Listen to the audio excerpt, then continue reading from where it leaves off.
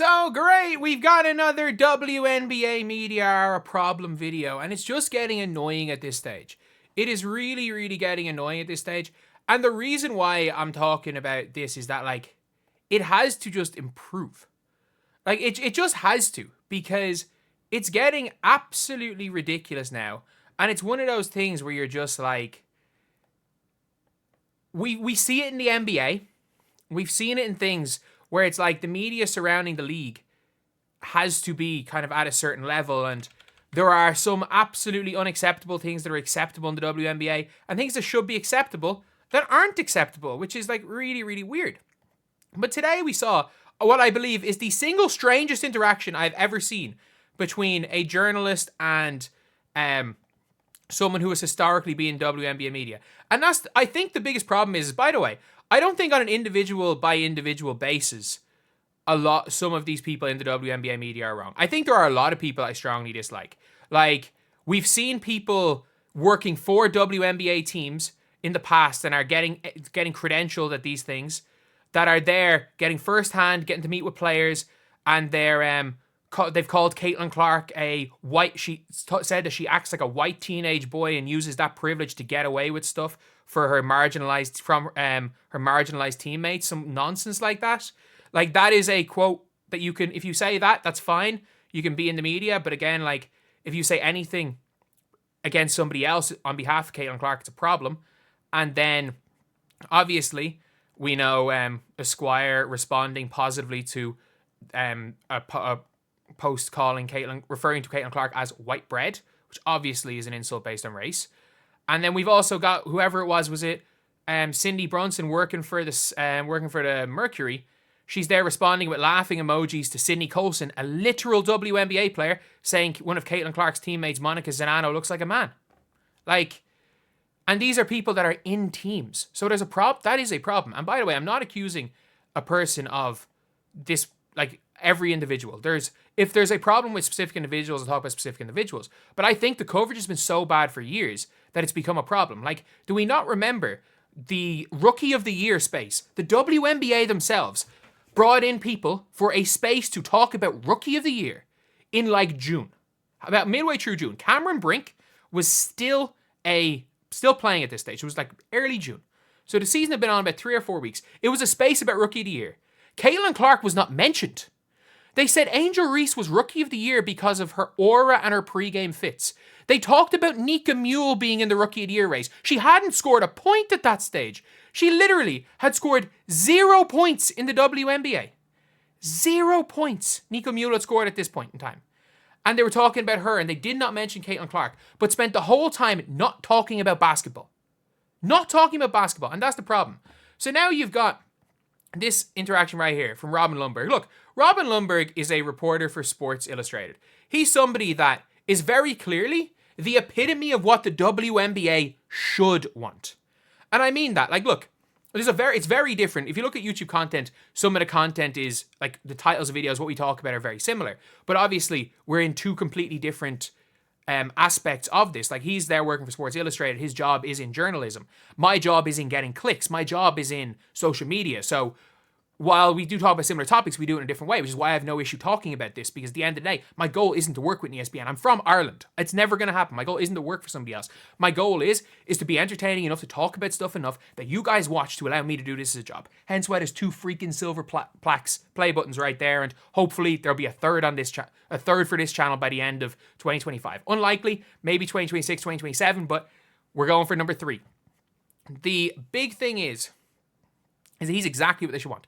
He's a basketball fan, a journalist who has become a huge fan of the WNBA, who is actively supporting it, bringing his daughter to games, is actively supporting the league, is actively talking about the league, and is talking about basketball in a positive light.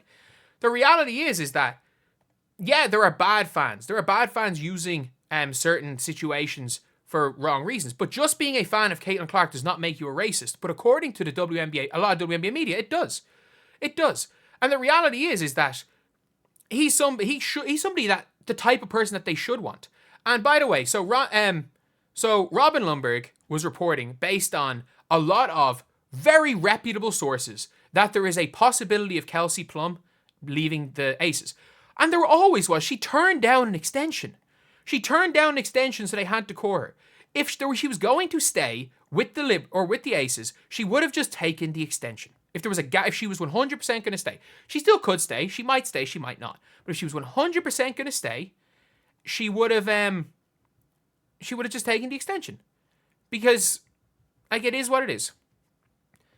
There is still she might stay, she might not. But Robin Lundberg says Kelsey Plum being on the move seems very possible via speculation from many reputable reporters. And again, he's talking about the likes of Annie Constable. Annie Constable is the single best journalist in the WNBA space.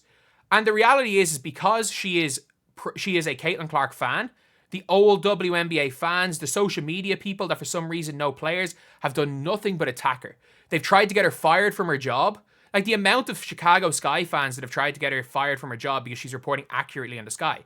People were demanding she got fired because she said the Sky have no chance of getting Satu. Like, and that's the problem. And then you've got like the situation with the Page situation where it's like someone reporting Page, they've heard from WNBA teams that Page might pull a Eli Manning. People have been talking about that for weeks. It's been on everything. But as soon as somebody says it, that they don't like, then they make it a huge problem. But like, this is the main thing. Kelsey Plum being on the move seems very possible via speculation. Sources.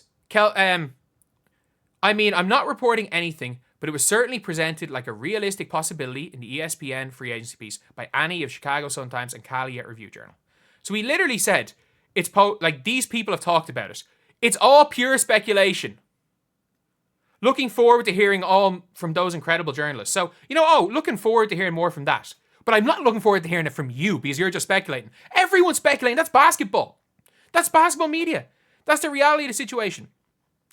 Where is it? And she took down this thing looking for sources because he said, I'm not reporting anything, but here are 3 pieces from reputable outlets and reporters where it's presented like it's a possibility. And then somebody there saying, again, host of podcasts, host season. The problem is like these people have way too, like these are so close to players. These aren't sources just because you're talking about things that could happen. A source from someone directly.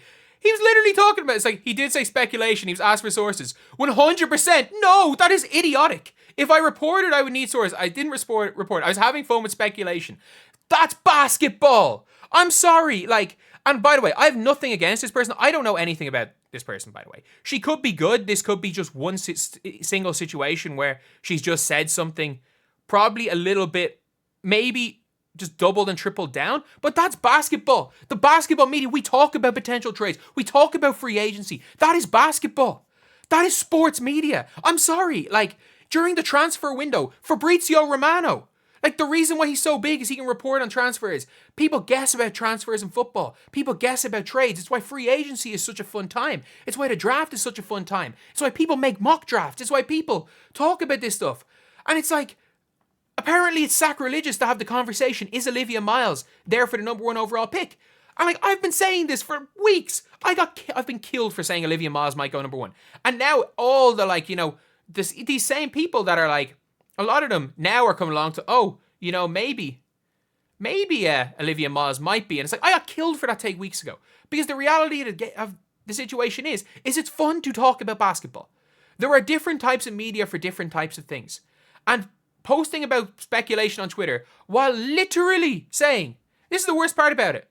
Like, they're like, these aren't sources. But from speculation, it is dumb. It is dumb. And I stand by this.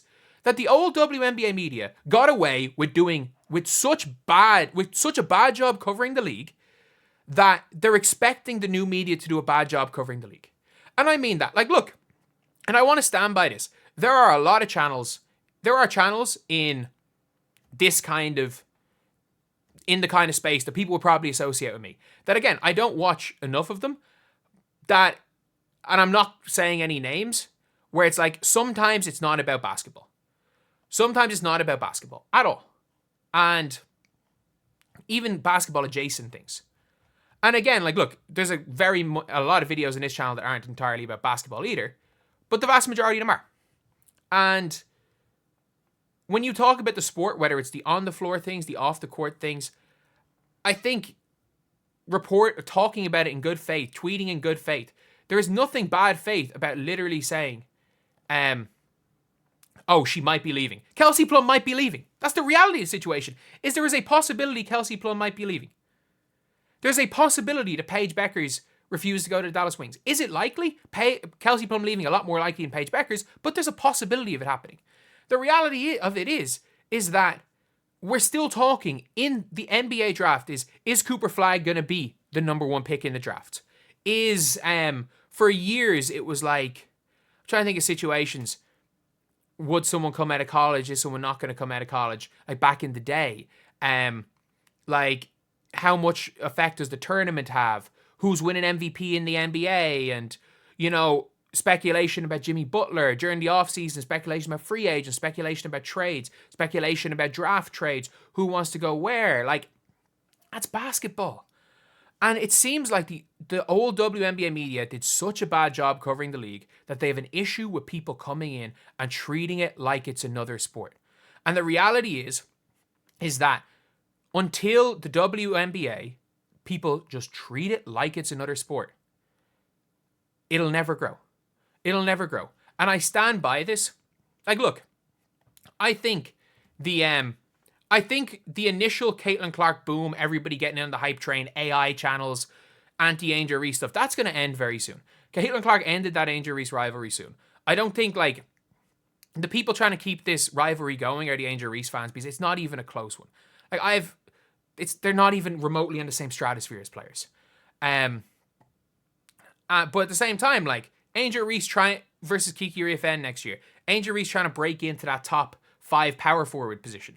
Top 5 or 6, and seeing how the Chicago Sky can do. That's a good thing. That is a real good thing.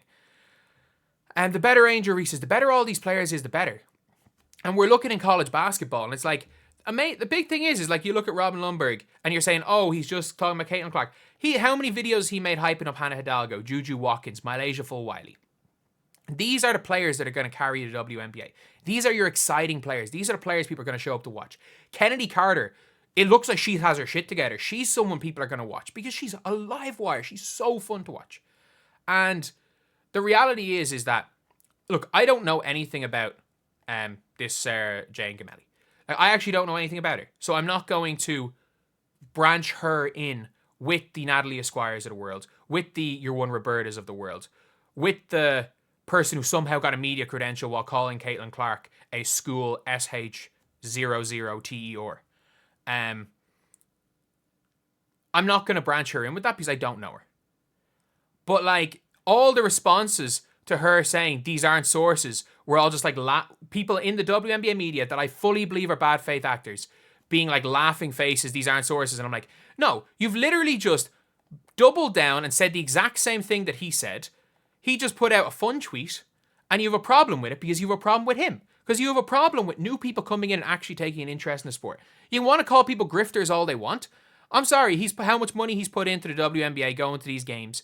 He's put in money. He's the exact fans that the WNBA say they want to have. He's the exact fans that the old WNBA media say they want to have. And I'm not going to lie. Like, I've been called every name under the sun. I paid €1,500 in my own pocket to go to Game 3 of the WNBA Finals. I flew 10 hours to go to that game. Not many other people are going to do that. Let's be real. Not many others are going to do that. So, I don't know. If you want to insult me for that, that's fine. But, like, I said it by the end of the season. People were like, I was done. I was like, I'm going nowhere. I'm going nowhere. I love basketball. And the fact that I really was enjoying the WNBA, because again, like, look, I love watching Irish basketball. And the big thing with that is, like, it's a great thing that basketball's in a great place. And the fact that women's basketball is doing so well shows that like, basketball's on the up and up, especially with the NBA going down. Either way, though, doesn't really matter. The old WNBA media are going to realize very, very soon that Mick Curley from Dublin, Ireland, sitting in a room in his house, talking into a microphone with little to no editing, is going to be getting more traction than you guys with whatever big network you got or whatever big social media thing you can have. Heck, you guys could be interviewing a WNBA All-Star. I'll get more viewers talking about the All-Star because at least I fully feel like I'm covering this in good faith. I'm covering everything in good faith. And I'll talk about basketball. That's a big thing too. But anyway, I'll see you guys.